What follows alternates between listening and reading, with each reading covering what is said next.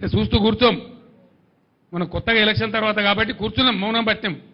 కానీ నేనే పోతా, గోదావరిలో 20,000 క్యూసెక్లు దాటిన తర్వాత వీళ్ళు నీళ్లు ఎత్తడం ప్రారంభించకపోతే నేనే ఒక 50,000 మంది రైతులు వేసుకొని పోతా, తొక్కి తొక్కి వీళ్ళని పండబెట్టి తొక్కి ఆ మూటలు నడిపిస్తాం. మేము ఊరికే గైడే చేతులు ముడుచుకొని లేం, ఉండం కూడా. ఇవన్నీ అవకాశాలు ఉండంగా వీటిని పక్కన పెట్టి ఏదో మిరమెచ్చకాలు చెప్పి రోజుకో స్టంటు కొట్టి కథ చెప్పి కాకరకాయ తోకరకాయ మాటలు చెప్పి అన్ని కాయగూరుకుడు మాటలు మాట్లాడి ఇదా రాజ్యం నడిపే పరిస్థితి. ప్రజలు లేరు, వాళ్ళ బాధలు లేరు, యాదవులు లేరు, దళితులు లేరు, ఓవర్సీస్ స్కాలర్షిప్ లేదు, మంచినీళ్ళు లేవు, సాగునీళ్ళు లేవు.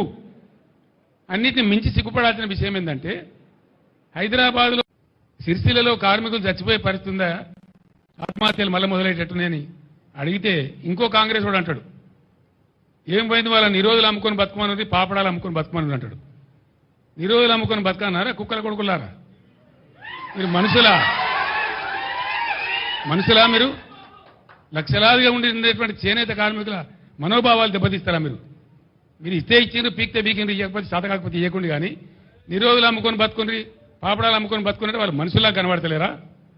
గర్జిస్తారు బిడ్డ, చేనేత కార్మికులే ఇలా పులులే గర్జిస్తారు, మిమ్మల్ని తరిమి కొడతారు, జాగ్రత్త అని చెప్పి నేను హెచ్చరిస్తా ఉన్నా. వెంటనే బతుకమ్మ చీరలే కానీ, మరో చీరలే కానీ, స్కూల్ యూనిఫామ్లే కానీ అవన్నీ కూడా బకాయిలు ఇమీడియట్ విడుదల చేయండి. నేను చేనేత కార్మికులు చెప్పిన అవసరమైతే మా పార్టీ నుంచి డబ్బులు ఇస్తాం, వకీళ్ల ఫీజులు, మీరు భయపడేదేం లేదు, కోర్టులో గుంజుదాం, కొట్లాడదామని కూడా చెప్పినాం. రేపు ధర్నా తర్వాత కూడా స్పందించకపోతే, ఆర్డర్లు రాకపోతే 3-4 రోజులలో ఖచ్చితంగా హైకోర్టులో దావా వేస్తాం, ప్రతి ఊర్లో ధర్నా పెడతాం. ఎక్కడెక్కడ చేనేత కార్మికులకు బాధలవుతున్నాయో. బీజేపీకి ఒక ముడ్డిమోకం ఉన్నదండి ఈ రాష్ట్రంలో. బీజేపీ పార్టీ, దానికి ఒక కథ ఏందా బీజేపీ నాకు అర్థం కాదు. అంతకుముందు అంతకుముందు 100 కాన్స్టిట్యున్సీల డిపాజిట్ పోయింది. మొన్న అసెంబ్లీ ఎలక్షన్లలో 64 సీట్ల డిపాజిట్ పోయింది. వాళ్ళు మా కార్యకర్త, మా నాయకుల చుట్టూ తిరుగుతా ఉన్నారు, క్యాండిడేట్ కావాలని.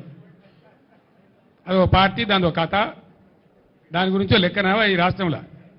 Sorry, thank you.